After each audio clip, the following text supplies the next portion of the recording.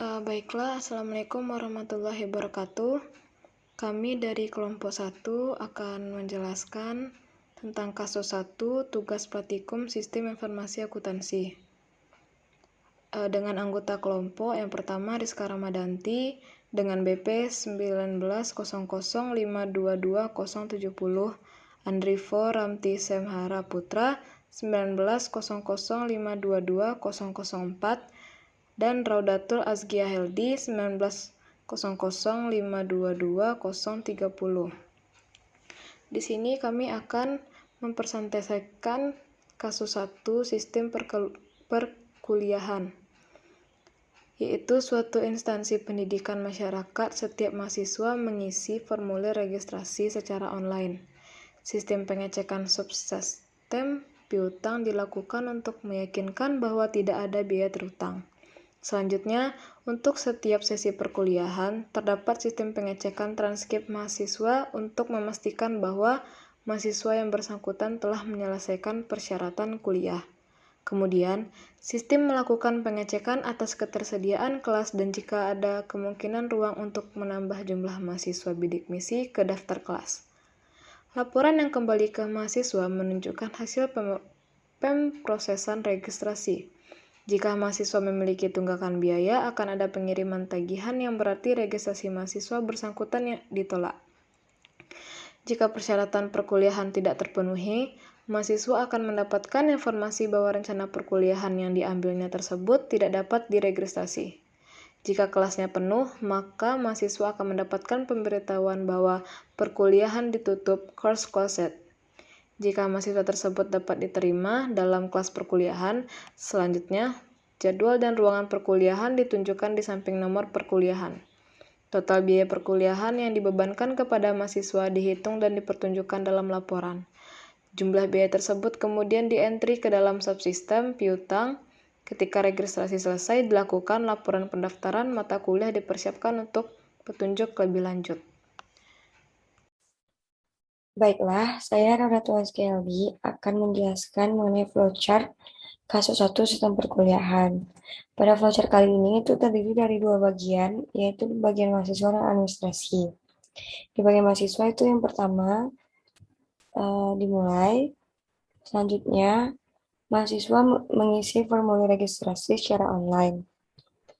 Yang kedua itu akan diproses oleh bagian administrasi, yaitu memproses data diri dan pengecekan piutang.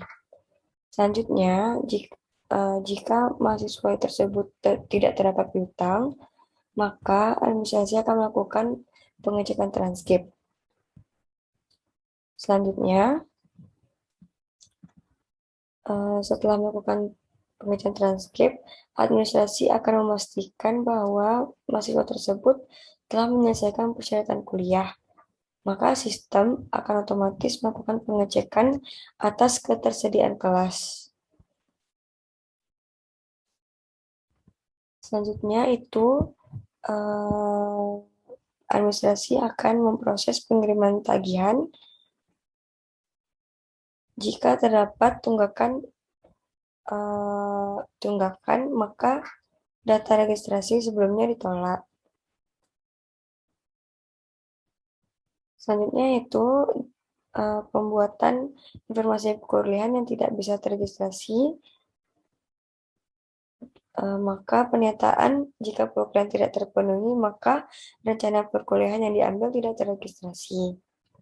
Selanjutnya itu jika kelas yang diambil mahasiswa ternyata penuh, maka sistem akan otomatis memberikan pemberitahuan kelas penuh. Administrasi juga akan memproses pemberitahuan jadwal dan ruang perkuliahan jika diterima dalam kelas yang diambil.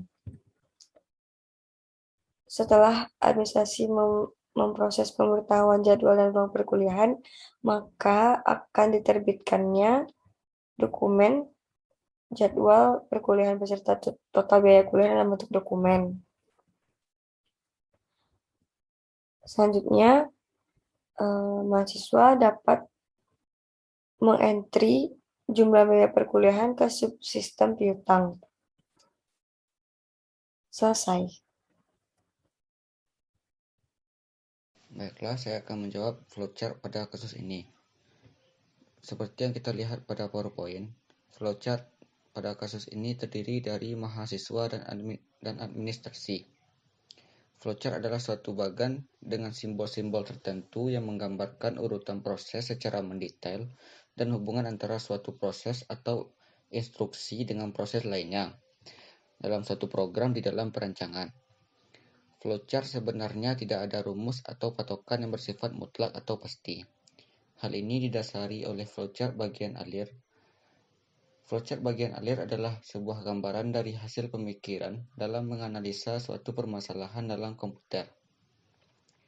Karena setiap analisa akan menghasilkan hasil yang bervariasi antara satu dan lainnya. Dapat kita ambil secara garis besar, setiap perancangan flowchart selalu terdiri dari 3 bagian, yaitu input, proses, dan output.